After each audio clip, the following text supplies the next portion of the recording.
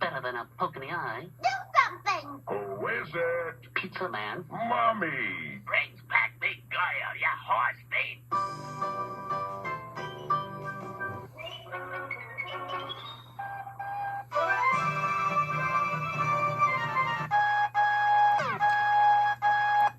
Well, that sounds a whole lot better than it did before.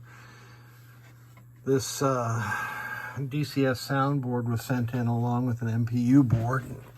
And on the MPU board, I took the battery holder off, and that's when you always see the extra corrosion. So this LM339 was corroded. I cleaned up the corrosion, installed a socket and a new LM339, replaced this 100 microfarad cap, replaced J210, put a new low voltage reset generator or voltage watchdog on, and installed NVRAM. And it's good to go. I just took it through switch test and it's fine. Now somebody has been screwing around with this DCS soundboard before, and it's not the kind of board that anybody should be screwing around with.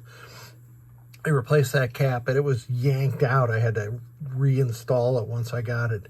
They've replaced 4 1 microfarad caps, 1, 2, 3, 4, and that's okay. They didn't have the axial kind of cap that was in there originally, and that's kind of okay too. I still have a stockpile of those here that I use, and I guess they did a passable job at work. But they also replaced these one of the 10K caps. Both caps had been pulled out and the through holes were pulled right out of there, so I repaired those with rivets.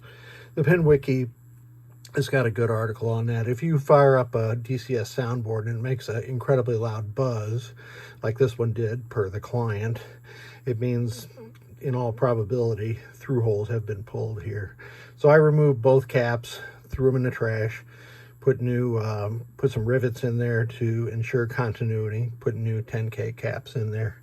And then when I fired it back up, everything, or all of the audio was kind of staticky, I'll say, or mushy maybe. I should have taken a video of that, and that turned out to be a failed A to D converter known as an AD1851 on this board.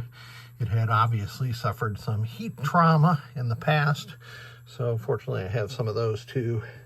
I've replaced it, and you heard that those sounds are all working correctly. Now on the CPU board, let's test the switches and make sure they're all working correctly.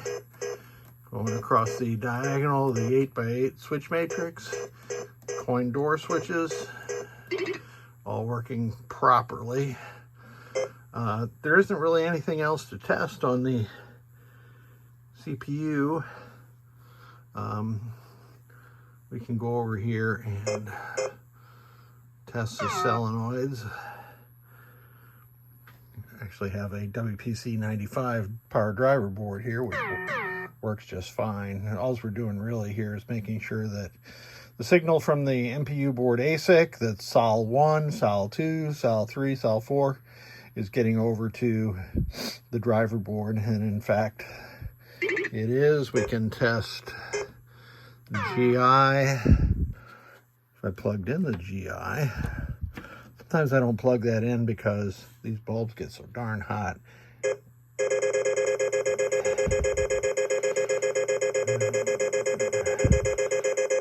Remembering that WPC95 only has 3 triacs, and only 3 of the GI strings are consequently able to be dimmed.